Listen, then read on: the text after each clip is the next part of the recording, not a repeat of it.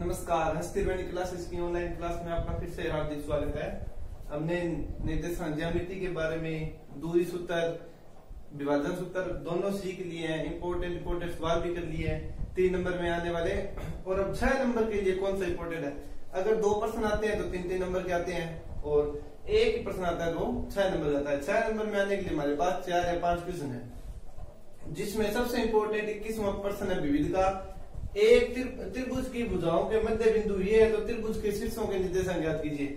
मतलब हमें क्या दे दिया, हमें ये दे दिया कि एक त्रिभुज है,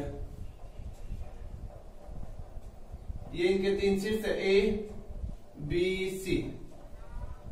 इसको मान लिया x1 y1, और ये x2 y2 और x3 y3।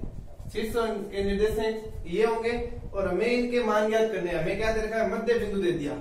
पहला मध्य बिंदु है 1 2, इसको मान दे दिया P 1 2। दूसरे को दे दिया Q, इसका मान है 0, -1, और इसको दे दिया R 2, -1। ये 3 बिंदु है मध्य बिंदु, और हमें शीर्षों के निर्देशांक ज्ञात करने हैं। अब देखो, मध्य बिंदु दे दिया तो मध्य बिंदु का कोई सूत्र काम में आएगा। कैसे आएगा काम में?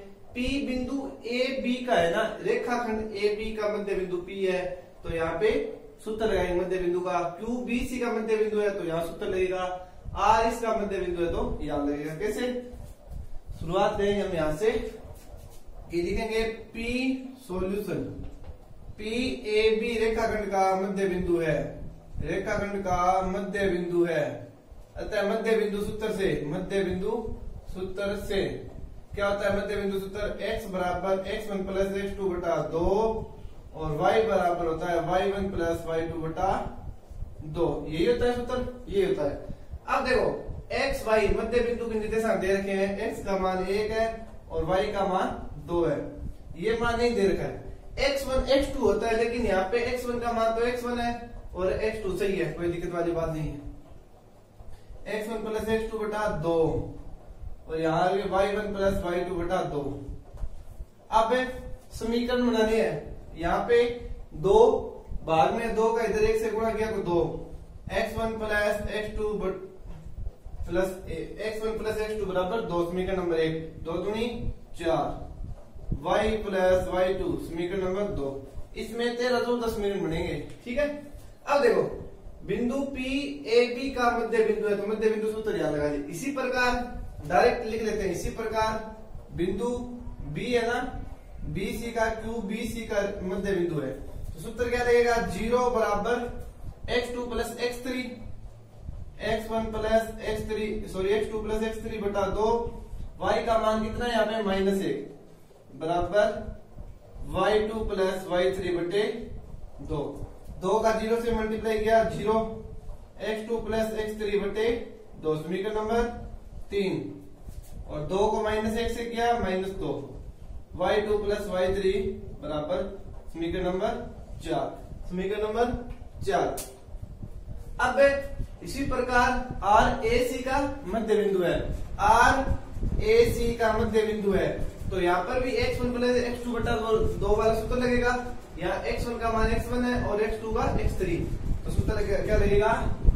2 बराबर x1 प्लस x3 बटे 2, और -1 बराबर y1 प्लस y3 बटे 2। 2 को 2 से मल्टीप्लाई किया आ गया 4, 2x1 2 दूनी 4, x1 प्लस x3 समीकरण नंबर 5। 2 को -1 से -2 बराबर y1 प्लस y3 समीकरण नंबर 6। समीकरण 6 कैसे बनते हैं? समीकरण 6 ऐसे बनते हैं। देखो, पहली बात, शुरुआत में मध्य बिंदु दे रखे हैं, तो मध्य बिंदु का सूत्र काम आएगा।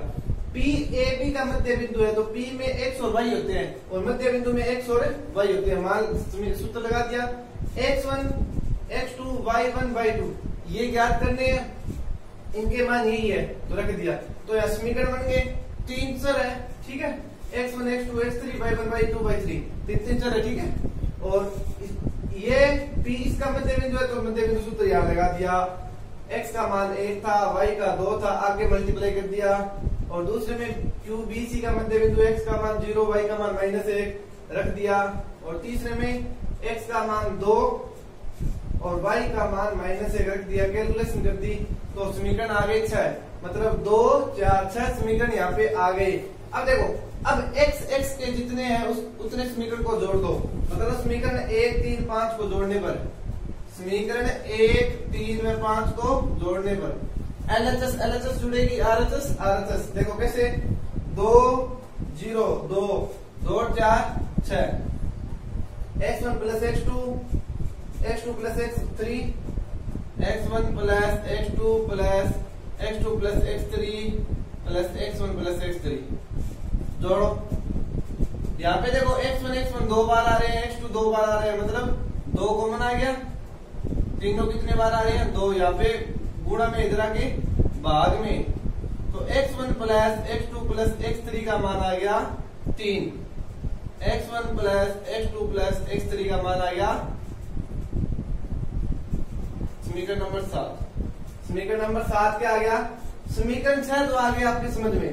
इसके बाद x के जितने समीकरण है, मतलब 3 समीकरण है, तीनों को जोड़ेंगे तो तीनों के जोड़ने पर एक समीकरण आ गया 3 बराबर x1 plus x2 plus x3, ये 7वां समीकरण। इसी प्रकार समीकरण y को जोड़ देंगे, मतलब 4 -2, 4 में से 2 गया 2, 2 में से 2 गया 0, ये सेम ही आएगा। 2y1 plus y2 plus y3, मतलब y1 plus y2 plus y3 का मान आ गया 0। समीकरण नंबर 8। समीकरण 6 तो आगे सूत्र से मध्य बिंदु के, उसके बाद x के सारे जोड़ दिए, 7वां समीकरण आ गया, y के जोड़ दिए, 8वां समीकरण आ गया।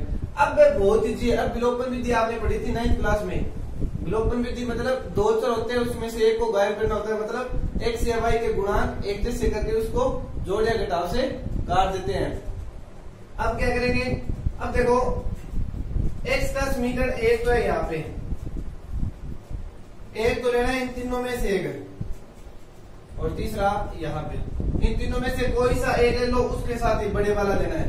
क्यों, इनमें 3 चर है, इनमें 2 चर है, तो 2 चर कैंसिल आउट हो जाएंगे, तो a का मान आएगा समीकरण 1 व 7 से। समीकरण 1 व 7 से a कौन सा है, देखो ये, और 7 है x1 plus x2 plus x3 बराबर 3, और एक है x1 प्लस x2 बराबर 2। घटाने पर ये कट गया, x3 बराबर आ गया 1 आ गया, कितना आ गया 1। अब x3 का मान आ गया, तो x3 का मान यहाँ पे रखेंगे तो x2 का आएगा, या x3 का यहाँ पे रखेंगे x1 आएगा। एक तो x3 का मान समीकरण नंबर 5 में रखने पर, जी करे वहां पे रख दो, x3 का मान 5 में रखने पर 4 बराबर x1 प्लस x3 का मान आ गया 1, तो x1 का आ गया यहाँ पे 4 में से 1 गया 3, 4 में से 1 गया 3। अब x1 का मान 3 आ गया, x3 का 1 आ गया। अब x1 का रख दो यहाँ पे, x2 का आ जाएगा। x1 का मान समीकरण नंबर 1 में रखने पर 2 बराबर x1 का मान 3 है, x2 काटेंगे यहाँ से, 2 - 3 बराबर x2 का मान आ गया -1, x2 का मान कितना आ गया -1। मतलब ये है कि एक तो 3 चरों वाली, एक इनमें से आप चाहो 2 चरों वाली समीकरण ले लो, उनको सोल्व करोगे तो 2 चर तो कट जाएंगे, a का मान आएगा उसका, ये मान लो x3 का मान आ गया था, x3 के साथ x2 का संबंध है तो यहाँ रख दो, x2 का आ जाएगा, x3 का x1 के साथ है तो x3 का यहाँ पे रख दो, x1 का आ जाएगा। इसी प्रकार ये जो सिस्टम है ना, ये समीकरण है, ये किसके लिए करनी है, y के लिए करनी है। y के लिए एक बता देता हूँ मैं आपको, एक मान निकाल के बता देता हूँ।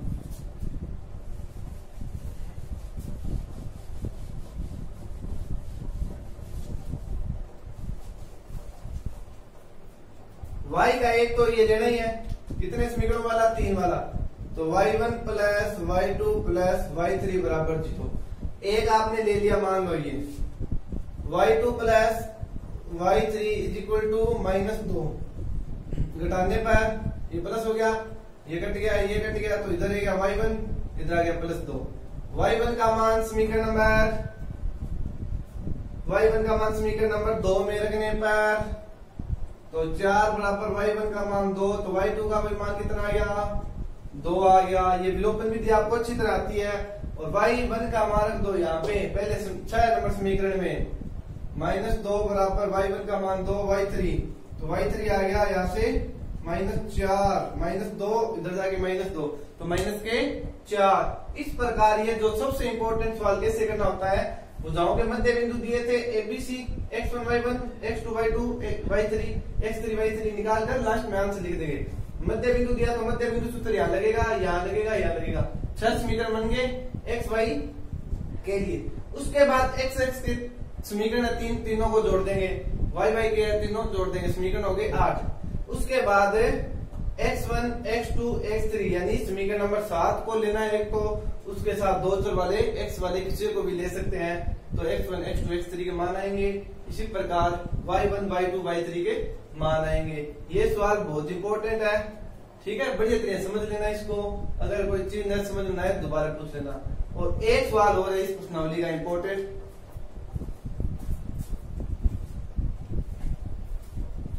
क्वेश्चन नंबर है शायद वो 19, बहुत इंपॉर्टेंट सवाल है वो भी।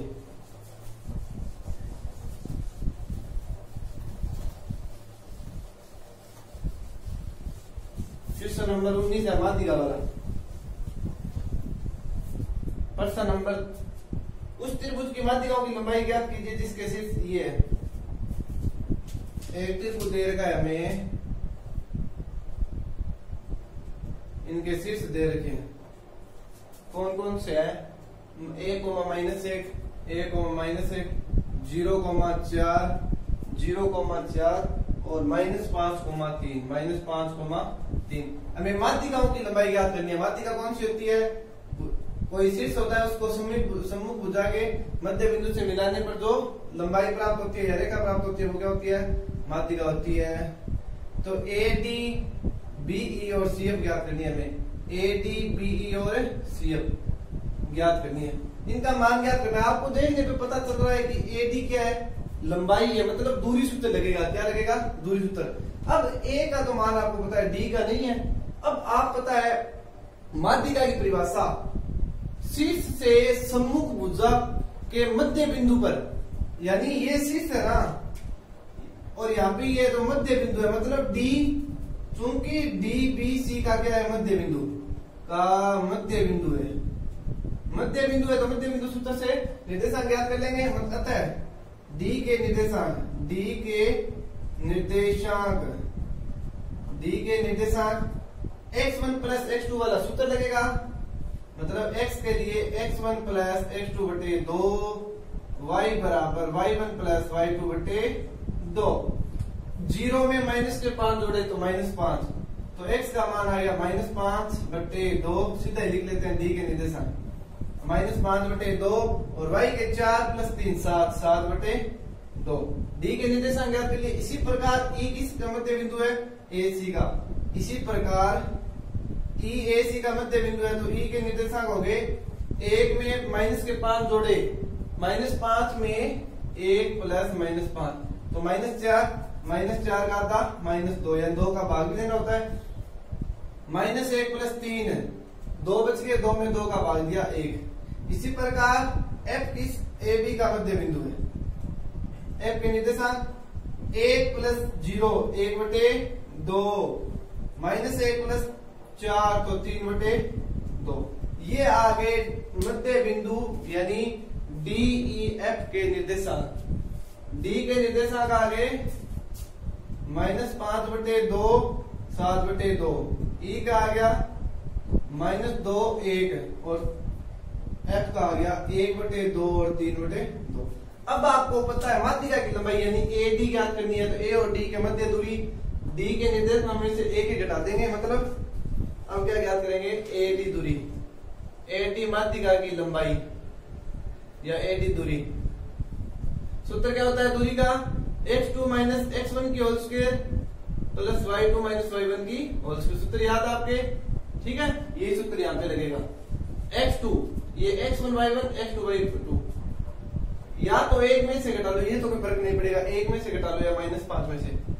1 माइनस और -5 बटे 2, इसकी आ गई स्क्वायर प्लस y2 वाला -1 -7/2 स्क्वायर। अब आपको लेस है, ट्रिक है, अभाज्य गुणनखंड सभी यहाँ पे काम आती है। कैसे आती है काम है देखो, माइनस माइनस प्लस 1 + 5/2, इसके बट्टे में कुछ नहीं 1, -1 -7/2। अब क्या लेना होगा, लेस है 1 और 2 का लेस है 2, 1 का पढ़ा 2 पर 2 + 5, और यहाँ पे भी लेस है 2 और -1 का 2 से मल्टीप्लाई किया -2, 5 और 2 7/2, 7 की स्क्वायर है 49, 2 की स्क्वायर 4, माइनस के 2 माइनस के 7 माइनस के 9 माइनस के 9 की स्क्वायर 81, 2 की स्क्वायर 4, तो 4 इनका क्या आ गया, लेस आ गया 49 + 81, 0 12 1 13, ये आ गया √130 बटे आगे 2, या तो √130 का अभाज्य गुणनखंड विधि से हल कर लो, या इतना ही छोड़ दो तो भी आंसर सही है। AD लंबाई आ गई। इसी प्रकार हम BE का मान ज्ञात करेंगे। BE का मान कैसे ज्ञात करेंगे, यानी B वाले निर्देशांक में से E के। इसी प्रकार BE लंबाई, माध्यिका की लंबाई 0 - 2 की स्क्वायर प्लस 4 - 1 की स्क्वायर, 4 - 1 की स्क्वायर, ठीक है। -2 प्लस हो गया प्लस 2 की स्क्वायर 4 प्लस 4 में से गया 3 की स्क्वायर 9, ये आ गया √13, ये √ कितना आ गया 13। इसी प्रकार आप बच गया C, अब ये भी ज्ञात कर सकते हैं, वो भी शायद 130/4 आएगी √ सबसे पहले हमें माध्यिका की लंबाई ज्ञात करते हैं। बच्चे क्या करते हैं, ABC 3 बिंदु दे दिए तो AB BC और AC दूरी ज्ञात कर देते हैं, वो सोच रहे हो सही है, गलत है। माध्यिका ये है A से D को, मतलब शीर्ष से सम्मुख भुजा के मध्य बिंदु पर मिलाने वाली जो रेखाखंड है ये माध्यिका है। तो ये मध्य बिंदु है DBC का, तो मध्य बिंदु सूत्र लगेगा, मध्य बिंदु से B और C का बीच में, B और C के, तो इन दोनों पे x को जोड़कर 2 का भाग, y को जोड़कर 2 का भाग लगाकर, यानी मध्य बिंदु सूत्र से D और यहाँ से E और यहाँ से F के मान आ गए। फिर दूरी सूत्र AD, तो A और D के निर्देशांक हटा दिए, BE के ज्ञात कर दिए और C F के। बहुत इंपॉर्टेंट सवाल है, 2 सवाल शायद और बच गए जो 6 नंबर में इंपॉर्टेंट है, वो हम नेक्स्ट वीडियो में करेंगे। आज के लिए इतना ही, लेकिन ये सवाल बहुत इंपॉर्टेंट है, आप इनको एक बार नहीं 2 बार करके देखना, क्योंकि परीक्षा की दृष्टि से बहुत इंपॉर्टेंट है। आज के लिए इतना ही, धन्यवाद।